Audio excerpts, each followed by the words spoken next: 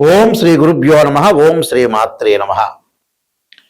అంగారక గ్రహము జూలై 23 నుంచి ఆగస్టు 7వ తారీఖు వరకు కూడా కుజుడు తన సొంత నక్షత్రమైన మృగశిర నక్షత్రంలో వృషభ మిథున రాశుల్లో సంచారం చేయటం వల్ల ఎలాంటి ఫలితాలు జరగబోతున్నాయి. సహజంగా అంగారకుడు కుజుడు ఏ స్థానాల్లో ఉంటే మంచి ఫలితాలు వస్తుంది, గోచారీత్యా ఏ స్థానాల్లో ఉంటే చెడు ఫలితాలు వస్తాయో ఒకసారి తెలుసుకుందాం.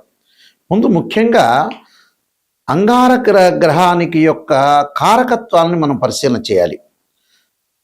ఏం చెప్పారు శాస్త్రంలో అంటే సత్వ భూ ప్రాకార రోగ వ్రణ సాహస శస్త్ర అగ్ని సందర్శనోత్పాటన భాతృక కుజ అన్నారు.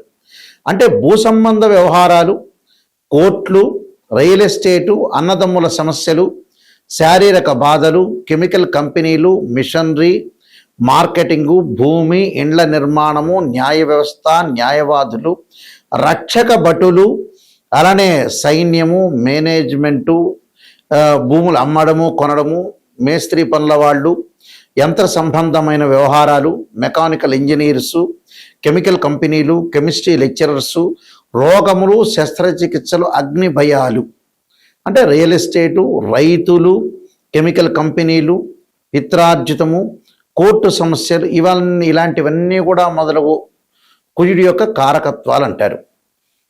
సహజంగా కుజుడు మకర రాశి ఉచ్చస్థానం అయితే నీచస్థానం దానికి సప్తమం ఏమవుతుందంటే కర్కాటకం వస్తుంది.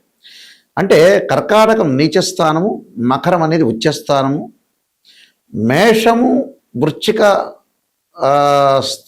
రాశులు కుజుడికి స్వక్షేత్రాలు అవుతాయి. ఇక్కడ కుజగ్రహం సహజంగా ఎవరి జన్మలగ్నం నుంచి అయినా కుజుడు 2, 4, 7, 8, 12 స్థానాల్లో ఉంటే దాన్ని జాతకరీత్యా కుజదోషం అంటారు. మనం ఇప్పుడు చెప్పబోయేది ఏంటంటే గోచారరీత్యా చెప్పబడే ఫలితాలు. అంటే గోచారరీత్యా చెప్పబడే ఫలితాలకు ఒక విధానం ఉంటుంది, బర్త్ చార్ట్ నుంచి పుట్టినప్పుడు ఉండే జాతకానికి మరొక విధానం ఉంటుంది. నేను చెప్పింది జన్మలగ్నం నుంచి, అంటే బర్త్ చార్ట్ నుంచి 2, 4, 7, 8, 12 స్థానాల్లో ఉంటే దాన్ని కుజదోషం అంటారు. ఇప్పుడు మనం చెప్పేది ఏమిటంటే గోచారరీత్యా చెప్పబడే ఫలితాలు. ఈ గోచారరీత్యా చెప్పబడే ఫలితాల్లో అది చంద్రరాశి నుంచి చూస్తారు కాబట్టి ఎవరైతే రాశి ఉంటుందో వాళ్ళ రాశి దగ్గర నుంచి 3వ స్థానం, 6వ స్థానం, 11వ స్థానంలో కుజుడు ఉంటే మంచివాడు అని అంటారు గోచారరీత్యా వాళ్ళ రాశి దగ్గర నుంచి. మరి మేషాది ద్వాదశ రాశుల వాళ్ళకి కుజుడు యొక్క ఫలితం ఏ విధంగా ఉండబోతుందో ఒక్కసారి మనం తెలుసుకుందాం. మకర రాశి వారికి 10 రోజుల పాటు అంగారకుడి యొక్క ఫలితం అనేది ఏ విధంగా ఉండబోతుంది. మకర రాశి వారికి ధనలాభం, శత్రు సమస్యలు, సంతానపరంగా ఇబ్బందులు కలగకుండా చూసుకోండి. అంటే సంతాన డెవలప్మెంట్, వాళ్ళ యొక్క చదువులు, పిల్లల యొక్క చదువులు, వాళ్ళకి ఇంకా ఎడ్యుకేషన్ పరంగా ముందుకు వెళ్ళలేదని, వాళ్ళకి పిల్లలు పుట్టలేదని, వాళ్ళకి మంచి జాబు లేదని అనేక ఇబ్బందులు వస్తుంటాయి. పరస్త్రీల వల్ల అవమానాలు, బంధువుల రీత్యా కూడా కొన్ని బాధలు కలగటం, శారీరకంగా కొన్ని ఇబ్బందులు, పశులాభం, వాహనాలు కొనుగోలు, ప్రభుత్వ రుణాలు తీర్చటం, పాత బాకీలు వసూలు చేయడం జరుగుతూ ఉంటుంది. అంటే శత్రు సమస్యలు కూడా బాగా పెరుగుతుంటాయి. పాత బాకీలు కూడా వసూలు చేస్తారు, అంటే వసూలు అయ్యే అవకాశాలు ఎక్కువగా ఉంటాయి. అంటే కొన్ని మంచి పనులు, కొన్ని చెడు పనులు జరిగే అవకాశాలు, అంటే మిశ్రమైన ఫలితాలు ఎక్కువగా ఉంటాయి. అంటే మిశ్రమైన ఫలితాలు అని అంటే ఏమిటి అంటే కొంత సంతానపరంగా సమస్యలున్నా కొన్ని లాభాలు కలిగే అవకాశాలు ఎక్కువ ఉంటాయి. వాహనాల మీద వెళ్ళేటప్పుడు కొంత జాగ్రత్తగా ఉండాలి. ఆరోగ్యం గతం కంటే కూడా ఇప్పుడు ఆరోగ్యం అనేది మెరుగైన ఫలితాలు వచ్చే అవకాశాలు ఎక్కువగా ఉంటాయి.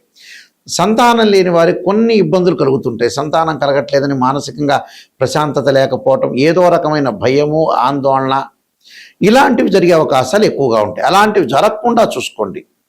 అంటే కొన్ని సందర్భాలు ఎలా ఉంటుందంటే పుత్రుల యొక్క సంతతి వల్ల కొన్ని సమస్యలు రావటం, పరస్త్రీల వల్ల కొన్ని అవమానాలు, బంధువుల రీత్యా కూడా కొన్ని బాధలు, ఇనప పనిముట్లతోటి గాయాలు జరగటం, ఒకటి కాలాతీత భోజనాలు, నిద్ర లేకపోవటం, అలానే భూషణలతో ఉండే అవకాశాలు ఎక్కువగా ఉంటాయి. అంటే ఇలాంటివన్నీ కూడా రాకుండా చూసుకోవటం కూడా చాలా ఇంపార్టెంట్. అలానే చెడు అవుతుందా, మళ్ళీ ధనలాభం కలుగుతుంది, శత్రువులు అణగదొక్కుతారు, శత్రువులను తగ్గించుకుంటారు, రుణాలు వసూలు చేసుకుంటారు, రుణాలను తీర్చుకుంటారు, బ్యాంకు లోన్లు వచ్చే అవకాశాలు ఎక్కువ ఉంటాయి, ఇళ్ళు భూములు కూడా కొనుగోలు చేసే అవకాశాలు ఎక్కువ ఉంటాయి. ఖచ్చితంగా వీళ్ళకి మిశ్రమైన ఫలితాలు ఎక్కువగా ఉన్నాయి. కాబట్టి అంగారకుడి యొక్క కవచాన్ని చదువుకుంటే చాలు.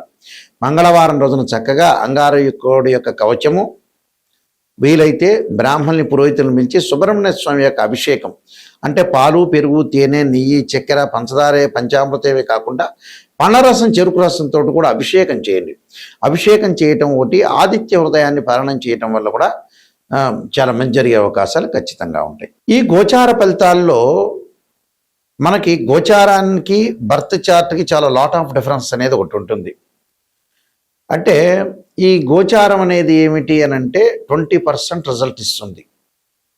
అంటే మనం ఏదైతే ఈ 10 రోజుల పాటు, లేకపోతే ఈ వారం పాటు, ఈ నెల రోజుల పాటు ఏ విధంగా ఉండబోతుంది, ఎలాంటి సూచనలు చేయాలి, అంటే వృత్తి ఉద్యోగాల్లో ఏ విధంగా ఉండాలి, ఆరోగ్యపరంగా ఏ విధంగా ఉండాలి, వివాహపరంగా ఏ విధంగా ఉండాలి, డబ్బులు ఎలా ట్రాన్సాక్షన్స్ చేయాలి, దీర్ఘకాలిక వ్యాధులు ఉన్న వాళ్ళు ఎలాంటి చర్యలు తీసుకోవాలి, ఎలాంటి విధానాన్ని అనుసరించాలి, ఎవరితో మాట్లాడచ్చా, మాట్లాడకూడదా, వ్యాపార పరంగా ఎలా ఉంటుంది, ఉద్యోగ పరంగా ఎలా ఉంటుంది, ఆరోగ్యపరంగా ఎలా ఉంటుంది, వివాహపరంగా ఎలా ఉండబోతుంది అనేది, విదేశాలకు వెళతామా వెళ్ళమా, ఎవరితోనో గొడవలు జరిగే సందర్భం ఉంటుందా, భార్యాభర్తల మధ్యలో బాండింగ్ అనేది ఎలా ఉండబోతుంది, ఫైనాన్షియల్ పరంగా ఎర్నింగ్ ఎలా ఉండబోతుంది, ఎకనామిక్ గ్రోత్ ఎలా ఉండబోతుంది, ఎడ్యుకేషన్ పరంగా ఎలా ఉండబోతుంది, ఎలాంటి డిసీజెస్ వచ్చే అవకాశం ఉంటుంది అనే దాన్ని ఈ 10 రోజుల్లో, అంటే ఈ గోచారరీత్యా మేమైతే ఎన్ని రోజులైతే చెప్తామో, అంటే జూలై 23 నుంచి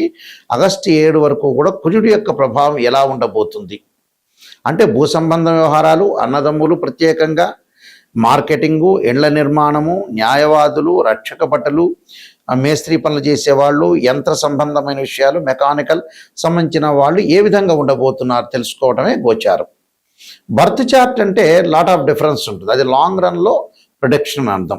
బర్త్ చార్ట్ని కూడా ద్వాదశ భావాలను అనుసరించాలి.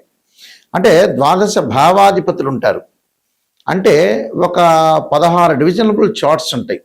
ఈ 16 డివిజనబుల్ చార్ట్స్ని మ్యాథమెటికల్గా క్యాలిక్యులేషన్ వేసి మనం భావచక్రాన్ని, రాశిచక్రము, నవాంశము, దశమాంశము, సప్తమాంశము, త్రింశాంశం, ఇలాంటి 16 అంటే 16 డివిజనబుల్ చార్ట్స్ ఉంటాయి. ఈ 16 డివిజనబుల్ చార్ట్స్ని మనం అనాలిసిస్ చేయాలి. అందులో భావాధిపతులు వేరు, రాస్యాధిపతులు వేరు, ఆ బాక్స్లో ఉండే గ్రహం వేరు. భావాధిపతి అంటే ఏంటంటే లగ్నం నుంచి అనుసరించేది. అంటే లగ్నం అంటే తనుభావం, తనుభావానికి రవి అధిపతి, ద్వితీయ భావానికి గురువు, తృతీయ భావానికి కుజుడు, చతుర్థ భావానికి చంద్రుడు బుధుడు, పంచమ భావానికి గురువు, షష్టమ భావానికి శని కుజులు, సప్తమ భావానికి శుక్రుడుని, అష్టమ భావానికి శనిని, అలానే భాగ్యస్థానానికి భాగ్యభావానికి రవి గురువులని, అలానే దశమ భావం రవి బుధుడు గురువు శని దశమ భావం, లాభభావం గురువని, వ్యయభావం శనిని, ఇవన్నీ అనుసరించాలి. అంటే ఇవి భావాధిపతులు. రాస్యాధిపతులు వేరు. అంటే భావాధిపతి అంటే ఇంటి ఓనరు, రాస్యాధిపతి అంటే బిల్డరు. అక్కడుండే ఏదైతే బాక్స్లో ఉంటుందో, మేషాది రాసుల బాక్స్లో ఉంటే అవి టెనెంటు అని అర్థం. అంటే తాత్కాలిక గ్రహాలు మారచ్చు, టెనెంటు అని అర్థం. ఇవన్నీ కూడా మ్యాథమెటికల్ క్యాలిక్యులేషన్ వేసి ఎక్కడెక్కడ దృష్టిలు ఉన్నాయి, ఏ లగ్నానికి ఏ దశలు కలిసి వస్తాయి, అంతర్దశలు ఎలా ఉండబోతున్నాయి, సూక్ష్మ దశలు ఏంది, ప్రాణదశలు ఏంది, లక్ష్య యోగాలు ఏంది, గజకేశ్వర యోగం ఏంది, రవిబుధాదిత్య యోగం ఏంది, మనకి చాలా కాంబినేషన్ ఆఫ్ యోగాలు చెప్పారు. చంద్రమంగళ యోగం దగ్గర నుంచి ఈ యోగాలు అనేవి కూడా ఏ విధంగా ఉండబోతున్నాయి. 300 కాంబినేషన్స్ ఉంటాయి యోగాల్లో. అంటే 2 or more planets is conjunction is called yoga అంటారు. 2 కానీ 3 గ్రహాలు కానీ కలిసినా దృష్టి ఉన్నా దాన్ని యోగము అంటారు. లైఫ్ని ఎలా ఎన్హాన్స్ చేసుకోగలుగుతాం, లైఫ్ని ఎలా ముందుకు తీసుకెళ్తాం అనేది యోగం తెలుస్తుంది. యోగము అంటే 2 గ్రహాల యొక్క కలయిక. అంటే 2 or more planets is called yoga అంటారు. దాని డెఫినేషన్ అది.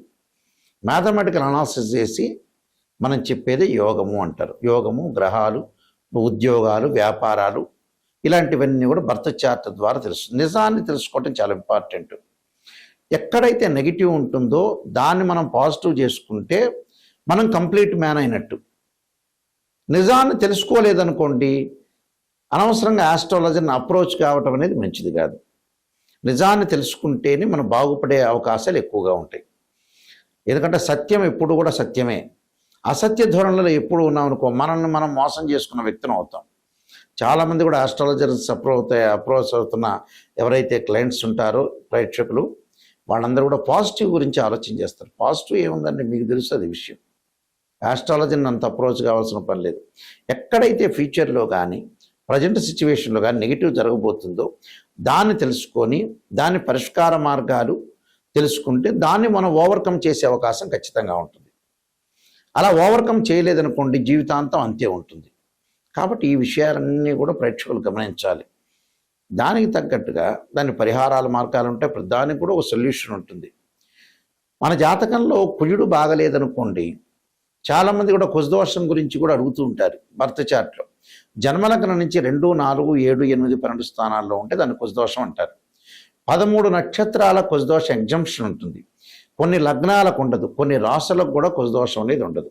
అది గమనించాలి. ప్రతివాడికి కుజదోషం ఉందనేది పొరపాటు. కుజుడు గురువు కలిస్తే కూడా కుజదోషం అనేది వర్తించదు. కుజుడి మీద గురు దృష్టి ఉంటే కూడా కుజదోషం వర్తించదు.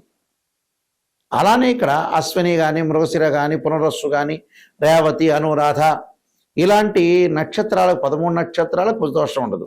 కొన్ని రాశులకి, కొన్ని లగ్నాలకి చాలా ఎగ్జంప్షన్స్ ఉన్నాయి కుజదోషం గురించి. దాని గురించి ఆలోచన చేయాల్సిన పని లేదు. అయితే దాని పరిష్కార మార్గం కూడా ఉంది. కుజుడికి అధిదేవత, ప్రత్యదేవత, అంతరిక్ష దేవతలు ఉంటారు. అంటే ఇక్కడ అంతరిక్ష దేవతలను కూడా మనం చూసుకోవాలి.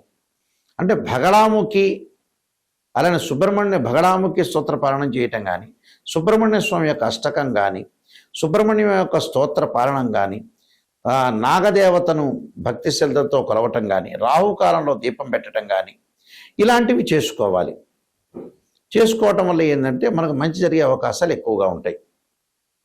ఇలాంటివన్నీ కూడా ఆలోచన చేయాలి.